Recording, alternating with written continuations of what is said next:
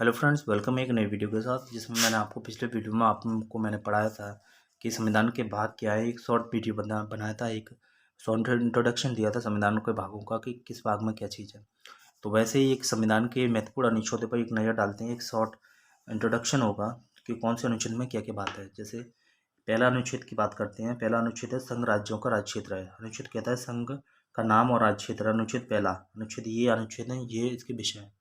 अनुच्छेद तीसरा ये कहता है कि नए राज्यों का निर्माण और वर्तमान राज्यों की क्षेत्रों और सीमाओं में परिवर्तन होगा। तो अनुच्छेद 3 कहता है कि नए राज्यों का निर्माण और वर्तमान राज्यों के क्षेत्रों सीमाओं में एवं नामों में परिवर्तन होगा। अनुच्छेद 13 कहता है मूल अधिकारों का असंगत या उनका अल्पीकरण करने वाली विधियां बनाई जाएंगी। मूल अधिकारों से असंगत या कोई विधि बनती है तो उसका अल्पीकरण हो जाएगा, वो खत्म हो जाएगी। अनुच्छेद 14 कहता है विधि के समझ समानता समानता। अनुच्छेद 14 कहता है विधि के समझ समानता। अनुच्छेद 16 कहता है लोक नियोजन के विषय में अवसर की क्षमता। अनुच्छेद 16 के बाद अनुच्छेद 17 पे चलते हैं। 17 क्या कहता है? अनुच्छेद 17 कहता है अस्पृश्यता का अंत होगा। अनुच्छेद 17 कहता है अस्पृश्यता का क्या होगा? अंत होगा। अनुच्छेद 17 कहता है अस्पृश्यता का अंत होगा। अनुच्छेद 19 कहता है अनुच्छेद 19 कहता है कि वाक और स्वतंत्रता आदि विषयक कुछ अधिकारों का क्या हो जाएगा? संरक्षण हो जाएगा। वाक स्वतंत्रता आदि विषयक कुछ अधिकारों का संरक्षण होगा। अनुच्छेद 16 वही स्वतंत्रता का अधिकार की बात करता है। अनुच्छेद 21 कहता है प्राण और दैहिक स्वतंत्रता का संरक्षण होगा। 21 का कहता है क्या कहता है? प्राथमिक शिक्षा का अधिकार होगा। 25 कहता है कि अनुच्छेद 25 कहता है कि 25 क्या कहता है? अनुच्छेद 25 कहता है कि अंतःकरण और धर्म को अबाध रूप से मानने और आचरण करने और प्रचार करने की स्वतंत्रता होगी। अनुच्छेद 25 ये कहता है। फिर 30 क्या कहता है? शिक्षा संस्थानों की स्थापना और प्रशासन करने का अल्पसंख्यकों वर्गों का अधिकार होगा। शिक्षा संस्थाओं और 25 ये कहता है कि अंतःकरण और धर्म का अबाध रूप से मानने आचरण करने की स्वतंत्रता होगी। 30 कहता है शिक्षा संस्थाओं की स्थापना और प्रशासन करने का अल्पसंख्यक वर्गों का अधिकार होगा। 31 का कहता है कुछ निदेशक तत्वों को प्रभावी करने वाली विधियों की व्यापृति होगी। 32 कहता है मौलिक अधिकारों को प्रवर्तित करने के लिए रेट सहित उपचार होगा। अनुच्छेद 32। 38 कहता है राज्य लोक कल्याण। अब 32 तक तो मूल अधिकार हो गए, ठीक है। ये मैं आपको टॉपिक अलग से पढ़ाऊंगा। अभी तो एक शॉर्ट इंट्रोडक्शन, थोड़ी सी एक नज़र डाल रहे हैं कि किस अनुच्छेद में क्या क्या बातें हैं।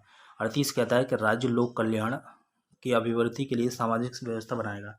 राज्य लोक कल्याण की अभिवृद्धि के लिए सामाजिक व्यवस्था बनाएगा। 40 कहता है ग्राम पंचायतों का गठन होगा।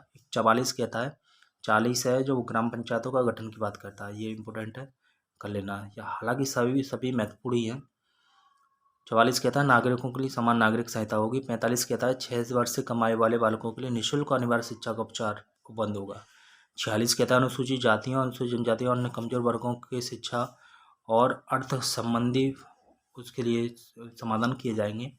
तो 46, 45, 44 ये सारे जो है ये नीति निर्देशक सिद्धांत से लिए गए हैं, ठीक है। 50 कार्यपालिका से न्यायपालिका पृथक्करण कहता है।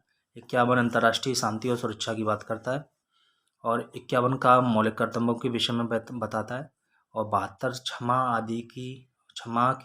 आदि की और कुछ मामलों में दंडादेश के निलंबन परिहार लघुकरण की बात करता है। 72 74 कहता है 72 राष्ट्रपति की शक्ति से है। 74 कहता है राष्ट्रपति को सहायता सलाह देने के लिए मंत्रिपरिषद होगी। 78 कहता है राष्ट्रपति को जानकारी देने आदि के संबंध में प्रधानमंत्री की कर्तव्य। तो राष्ट्रपति को जानकारी देने आदि के संबंध में प्रधानमंत्री की कर्तव्य। अनुच्छेद 78। 110 है धन विधेयक। 112 है वार्षिक वित्तीय विवरण। 112 वार्षिक वित्तीय विवरण याद कर लेना, यूपीएससी में पूछा गया है। 123 संसद के वर्षांतरी काल में अध्यादेश प्रख्यापित करने की राष्ट्रपति की शक्ति। जब संसद नहीं चल रही हो तो राष्ट्रपति उसको जो अध्यादेश पारित कर सकता है, ये पावर है 123 पे। 142 कहता है कि उच्चतम न्यायालय से परामर्श करने की राष्ट्रपति की शक्ति। 155 कहता है राज्यपाल की नियुक्ति। 161 कहता है क्षमा आदि और कुछ मामलों में दंडादेश के निलंबन परिहार लघुकरण की राज्यपाल की शक्ति। 163 कहता है राज्यपाल को सहायता सलाह देने के लिए मंत्रिपरिषद। 167 राज्यपाल को जानकारी देने आदि के संबंध में मुख्यमंत्री के कर्तव्य। 169 राज्यों में विधान परिषद का उत्साधन या सृजन। 200 विधेयकों पर अनुमति। 213 विधानमंडल के प्रशांति काल में अध्यादेश प्रख्यापित करने की राज्यपाल की शक्ति। 226 कहता है कुछ रिटर्न निकालने को उच्च न्यायालय की शक्ति। 239 का कहता है दिल्ली के संबंध में विशेष उपबंध। 239 का कहता है दिल्ली के संबंध में विशेष उपबंध होंगे। 249 कहता है राज्य सूची के विषय के संबंध में राष्ट्रीय हित में कानून बनाने की शक्ति क्या होगी। 262 अनुच्छेद कहता है अंतर्राज्यीय नदियों नदी घाटियों के जल विवादों का निर्णय, बहुत इंपॉर्टेंट है। तो मैंने 262 तक कराया। नेक्स्ट वीडियो में हम लोग फिर बात करेंगे और अच्छे अनुच्छेदों के। तो ये सारे अनुच्छेद हैं, आप इनको देख सकते हैं एक बार, ठीक है। तो बहुत ही इम्पोर्टेंट अनुच्छेद हैं जो परीक्षा में लगातार पूछे जाते हैं और बहुत बार पूछे गए हैं, कई बार पूछे गए। तो ये वीडियो मैंने आपको बताया है उसी टॉपिक से। मैं पॉलिटी में, इंडियन पॉलिटी में, जो इंडियन पॉलिटी राज्य व्यवस्था को मैं आपको पढ़ा रहा था, भारतीय राज्य व्यवस्था को मैं इंडियन पॉलिटी को पढ़ा रहा था, जिसमें मैंने आपको शुरू से बताया कि संवैधानिक विकास कितने चरणों में हुआ, उसके बाद कौन कौन से अधिनियम आए, उसके बाद संविधान सभा का गठन हुआ, उसके बाद संविधान बना, उसके बाद मैं इन आर्टिकल्स पे आ गया, संविधान के भाग भी बताए। तो पिछले वीडियो को आप देख सकते हैं, चैनल को सब्सक्राइब कर सकते हैं। अगर अभी तक आप चैनल पर नए हैं, चैनल को सब्सक्राइब नहीं किया तो चैनल को सब्सक्राइब कर दें और अन्य वीडियो शेयर करें, अपने फ्रेंड्स के साथ शेयर करें, जिससे ज़्यादा से ज़्यादा शेयर हो और ज़्यादा से ज़्यादा लोग इससे जुड़ सकें चैनल से, ठीक है। तब तक के लिए धन्यवाद, टेक केयर, बाय। फिर मिलते हैं नए वीडियो के साथ। कल नमस्कार।